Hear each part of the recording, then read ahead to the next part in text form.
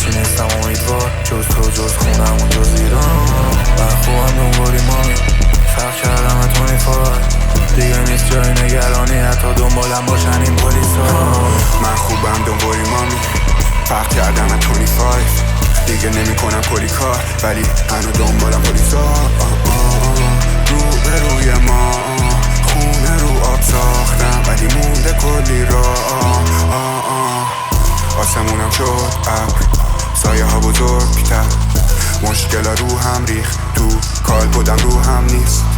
آره من یه روزی ترسیدم ولی الان جوری وحشیم جلو کلورش میرم با خون سردی. نمیدم سوز در زیان، پول در میان، موندم ایران با خون سردی. پیپرام با سوزم زیاد، خوش شده چون خط دیوار، نفس پر افسوس چندی ها توش جای سوزن نیم. مونده غرورم چی مثل این شیشه خوردا که زیر پامونم، زخمایی که جاش میمونه کینه هامونم. گیر جا موندی داره میشه آسون رد، بگیری یا خوشم نمیخوام روشم.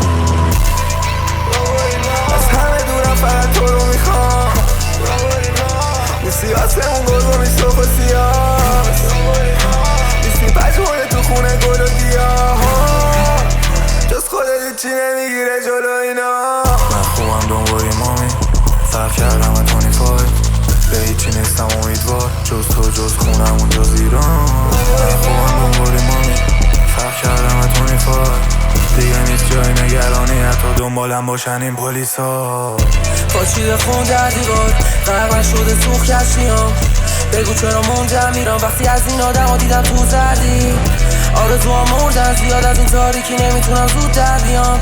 رو این پلا رو هم سیاه، هر روزم بود غمگین. کسی رو ندارم مرگمو ببینه، کسی رو ندارم دستمو بگیره، دستم کده اینه. اما درد و تنها نیستم، راستی سرما پاییز، لب پست و ترسام ریختم، پریدم در جامم پایین. من خوبم دنبالی مامی، فرق کردم 25. دیگه نمی کنم کلی کار ولی هنو دنبالم پلیسا.